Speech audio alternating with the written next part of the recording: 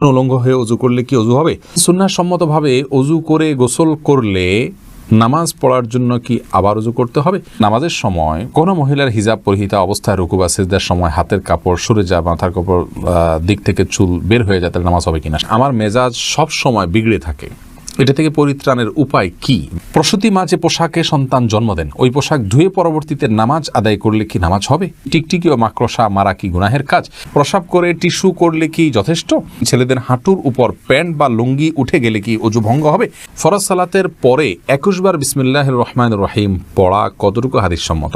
আমার রাত 2টায় স্বপ্নদোষ হলে কি সাথে সাথে গোসল করতে হবে, নাকি সকালে উঠে ফরজ নামাজ পড়লেই হবে? বিতির সালাতে দোয়া কুনুত না পড়লে বা অন্য কোনো দোয়া পড়া যাবে কিনা? আমরা অনেক সময় গরুর গোশত, মুরগির গোশত কিনে খেয়ে থাকি, কিন্তু আমি তো জানি না যে জবাই করার সময় বিসমিল্লাহ আল্লাহু আকবার বলা আছে কিনা।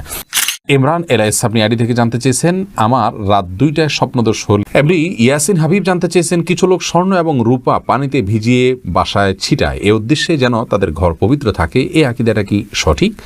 উত্তর হলো মোটেও সঠিক নয়, এটি ভুল এবং ভ্রান্ত একটি বিশ্বাস। অর্থাৎ স্বর্ণ এবং রূপা পানিতে ভিজিয়ে বাসায় ছেটালে আপনার সেখানে পবিত্র হবে, এটা শিরকি আকীদা। কারণ বাসাকে পবিত্র রাখার জন্য, অনিষ্ট থেকে মুক্ত করার জন্য স্বর্ণ এবং রূপার পানির কোনো পাওয়ার নেই। অতএব এই পদ্ধতির আশ্রয় নেওয়া এটা ঈমানের সঙ্গে সাংঘর্ষিক একটি কাজ। হুমায়রা জাহান জানতে চেয়েছেন, ফজরের সালাতের সময় হওয়ার 10-15 মিনিট আগে সুন্নত সালাত আদায় করা যাবে কিনা? সালাতের ওয়াক্ত হওয়ার আগে করা যাবে না, ওয়াক্ত হতে হবে, তারপরে সুন্নত পড়তে হবে। কারণ আল্লাহ রাব্বুল আলামিন আমাদের জন্য সালাতকে ওয়াক্ত মতো পড়াকে আবশ্যক করেছেন। আল্লাহ ইরশাদ করেছেন, ইন্নাস সালাতা কানাত আলাল মুমিনিনা কিতাবাম মাওকুতা। অর্থাৎ নিশ্চয়ই সালাত ঈমানদারদের জন্য নির্দিষ্ট সময়ে পড়া এটা বাধ্যতামূলক করা হয়েছে। যার কারণে সুন্নাহ, ফজরের সুন্নাহটা যদি ফজরের সুন্নাতে ফজরই যদি না হয়, তাহলে সুন্নাহটা কীভাবে পড়বেন? এই জন্য ফজরের ওয়াক্ত শুরু হবে, তারপর আপনি সুন্নাহ পড়তে পারবেন। তবে ফরজ নামাজের 10-15-20 মিনিট বা আধা ঘন্টা আগেও সুন্নাহ পড়ে ফেলতে পারেন। অর্থাৎ আজানের সময় সাথে সাথে বা ওয়াক্ত হওয়ার সাথে সাথে সুন্নাহ পড়ে ফেললেন, পরবর্তীতে ফরজ পড়লেন মসজিদে গিয়ে, তাতে কোনো অসুবিধা নেই। মিজানুর রহমান আশিক জানতে চেয়েছেন, নবজাতকের কপালের পাশে কালো কালির গোল টিপ দেয়া হয়, এটা কি জরুরি এবং ইসলামের বিধান কি? এ সম্পর্কে আমাদের একটা ভিডিও আছে, আপনি দেখে নেবেন মেহরবানি করে। সেখানে আমরা বিস্তারিত বলেছি, নবজাতকের কপালে কালো টিপ দেওয়া যদি এই জন্য হয় যে এটা দিলে আর তাকে কোনো ক্ষতি স্পর্শ করবে না, তাহলে এটা শিরকে আসগার হবে, এটি পরিত্যাজ্য, এরকম কালো টিপ দেওয়া যাবে না। আর যদি সৌন্দর্যের জন্য কেউ দেয়, যে ফুটফুটে ছেলে কপালে সাদা সুন্দরের মধ্যে একটা কালো টিপ থাকলে দেখতে সুন্দর হবে, তাহলে সেটি দেওয়া যেতে পারে, কোনো অসুবিধা নেই। ফারজানা ইয়াসমিন আপনি জানতে চেয়েছেন, স্বামী এবং শাশুড়ি একই সময় ডাকলে কার ডাকে আগে সাড়া দেওয়া উচিত? ওয়াজিব। অবশ্যই স্বামীর ডাকে সাড়া দেওয়া আপনার জন্য ওয়াজিব। সাইদ হাসান কানন আপনি জানতে চেয়েছেন, ফরজ সালাতের পরে 21 বার বিসমিল্লাহির রহমানির রহিম পড়া কতটুকু হাদিস সম্মত? বিতির সালাতে দোয়া কুনুত না পড়লে বা অন্য কোনো দোয়া পড়া যাবে কিনা? ফরজ সালাতের পর 21 বার বিসমিল্লাহির রহমান পড়ার কোনো নির্দেশনা কোন এবং হাদিসের কোথাও আমাদেরকে দেওয়া হয়নি। ফরজ সালাতের পরে রাসূল করিম সাল্লাল্লাহু আলাইহি ওয়াসাল্লামের অনেকগুলো দোয়া এবং জিকির আমরা কোন হাদিস থেকে জানতে পারি, সেগুলো আমরা আমল করব। আমাদের আসুন্নাহ ফাউন্ডেশন থেকে ছোট একটি কার্ড আকারে সেটা করা হয়েছে, সেগুলো আপনারা সংগ্রহ করতে পারেন। আমাদের ওয়েবসাইটে গিয়ে সেটার PDF লিঙ্ক আপনি নামিয়ে নিতে পারেন, সেখান থেকে আপনি পড়তে পারেন।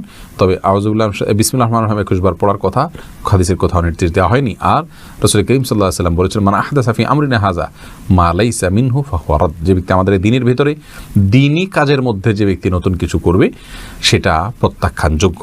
যেহেতু এটি কোনো নির্দেশ নয়, হাদিসের কোনো নির্দেশ নয়, বিধায় এটিকে আমল হিসাবে নির্ধারণ করে নেওয়া এটা প্রত্যাখ্যানযোগ্য বিষয়। আর বিতির সালাতে দোয়া কুনুত না পড়লে অন্য কোনো দোয়া পড়া যাবে কিনা? দোয়া কুনুত বলতে নির্দিষ্ট দোয়া না পড়লে অন্য কোনো দোয়া পড়লেও চলবে, কিন্তু হাদিস বর্ণিত দোয়া কুনুতগুলোই আমাদের পড়া উচিত এবং প্রয়োজনে মুখস্থ হওয়া পর্যন্ত নোটা করতে পারবেন। এমনি শারিফ হোসেন জানতে চেয়েছেন, আমরা অনেক সময় গরুর গোশত, মুরগির গোশত কিনে খেয়ে থাকি, কিন্তু আমি তো জানি না যে জবাই করার সময় বিসমিল্লাহ আল্লাহু আকবার বলা আছে কিনা। দেখুন, মুসলিম এলাকাতে, মুসলিম অধ্যুষিত এলাকাতে বিসমিল্লাহ বলে জবাই করা হয়, এটাই স্বাভাবিক। বিধায় এটা নিয়ে আপনি ওয়াসওয়াসায় বা সংশয়ে ভোগার কোনো কারণ নেই। আর যদি এমন কোনো জায়গায় আপনি বসবাস করেন যেখানে সন্দেহ আছে, তাহলে সেখানে আপনি নিশ্চিত না হয়ে খাবেন না, কিনবেন না। আয়ান আহমেদ রহিম আপনি জানতে চেয়েছেন, প্রসাব করে টিস্যু করলে কি যথেষ্ট? প্রসাব করলে টিস্যু করলে যদি আপনার তার মাধ্যমে পেশাবের ধারা বন্ধ হয়ে যায়, মুছে নিতে পারেন, শুষে নেয়, অসুবিধা নেই, যথেষ্ট হবে। কিন্তু পরবর্তীতে পানি ব্যবহার করাটা বিশুদ্ধ হাদিস দ্বারা প্রমাণিত, অর্থাৎ দুইটা করাই হাদিস দ্বারা উত্তম এবং প্রমাণিত। সুলতানা জানতেছেন, ছেলেদের হাঁটুর উপর প্যান্ট বা লুঙ্গি উঠে গেলে কি অজু ভঙ্গ হবে? হাঁটুর উপরে প্যান্ট বা লুঙ্গি উঠে গেলে, যদি একাকি থাকে অথবা লোকজন থাকে, যে অবস্থায় হোক না কোনো, কাপড় উঠে গেলে অজু কখনো ভঙ্গ হবে না। শিবলি নোমা জানতেছেন, টিকটিকি ও মাকড়সা মারা কি গুনাহের কাজ? টিকটিকি এইটা মারা সওয়াবের কাজ বলে বিভিন্ন হাদিস থেকে জানা যায়। সেটা কি আসলে আমাদের দেশে যে টিকটিকি রয়েছে এটা, না ভিন্ন কোনো টিকটিকির কাছাকাছি প্রজাতির অন্য কোনো আপনার বিষয় বস্তু, সেটা নিয়ে মতপার্থক্য আছে স্কলারদের মধ্যে। বিশুদ্ধ মত অনুযায়ী আমাদের দেশের প্রচলিত যে টিকটিকি আমরা দেখতে পাচ্ছি, এটি সেটি নয়, কিন্তু এই টিকটিকের মতোই এটাকে হত্যা করার নির্দেশ ইসলামে রয়েছে এবং এর বিশেষ কিছু কারণও রয়েছে। এবং এটি আমাদের বাসা বাড়িতে বিশেষ করে বিচরণ করলে সেটি আমাদের জন্য ক্ষতিকর হয়। টিকটিকির কথা আমি বলছি বিশেষ করে, এটি কোনো খাবার ইত্যাদিতে মুখ দিলে সেটি আমাদের ক্ষতির কারণ হতে পারে। আর মাকড়সা, এটা মারা গুনাহের কাজ, মাকড়সা বিনা কারণে মারবো না, যেটি আমাদের কোনো ক্ষতি করছে না। এমডি দেলোয়ার হোসেন, তবে হ্যাঁ, মাকড়সা বাসা ইত্যাদি আপনাদের ভাঙতে হয় পরিষ্কারের খাতিরে, এটা অবশ্যই করতে পারবেন। জান্নাতুল ফেরদাউস আপনি জানতে চেয়েছেন, প্রসূতি মা যে পোশাকে সন্তান জন্ম দেন, ওই পোশাক ধুয়ে পরবর্তীতে নামাজ আদায় করলে কি নামাজ হবে?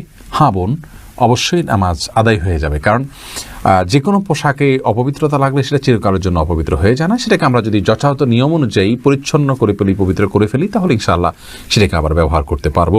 সুলতান আহমেদ রিয়াজ জানতে চেয়েছেন, আমার মেজাজ সব সময় বিগড়ে থাকে, এটা থেকে পরিত্রাণের উপায় কি? ভাই সুলতান আহমেদ, আপনার মেজাজ বিগড়ে থাকে, এটা থেকে পরিত্রাণের উপায় হলো, প্রথমত আল্লাহ তাআলার আশ্রয় চাইবেন। শয়তান মানুষের মেজাজ বিগড়ে দেয়, শয়তান থেকে আল্লাহর আশ্রয় চাইবেন।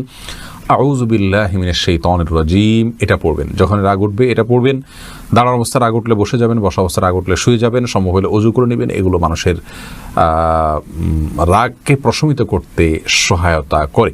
সেই সাথে একজন শান্ত মেজাজের মানুষের সাথে আপনি বেশি সময় উঠা বসা করুন, তার সান্নিধ্যে থাকার চেষ্টা করুন। ইনশাআল্লাহ বিদিনিল্লাহ সবর কীভাবে করতে হয় আপনি হাত কলমে দেখে সেটা করার জন্য স্পৃহা অর্জন করতে পারবেন। শালিনা আক্তার আপনি জানতে চেয়েছেন, নামাজের সময় কোনো মহিলার হিজাব পরিহিতা অবস্থায় রুকু বা সিজদার সময় হাতের কাপড় সরে যায়, মাথার কাপড় দিক থেকে চুল বের হয়ে যায়, তাহলে নামাজ হবে কিনা? সামান্য একটু যদি সরে যায় কয়েক সেকেন্ডের জন্য, আবার আপনি ঠিক করে নিয়েছেন, তাতে কোনো অসুবিধা হবে না ইনশাআল্লাহ। এরপরে মামুন জানতে চেয়েছেন, সুন্নাহ সম্মতভাবে অজু করে গোসল করলে নামাজ পড়ার জন্য কি আবার অজু করতে হবে? কোরআন হাদিসের আলোকে উত্তর চাই। সুন্নাহ সম্মতভাবে যদি একবার অজু করা হয়, অজু করার পর যদি গোসল করা হয়, তাহলে সেক্ষেত্রে নামাজ পড়ার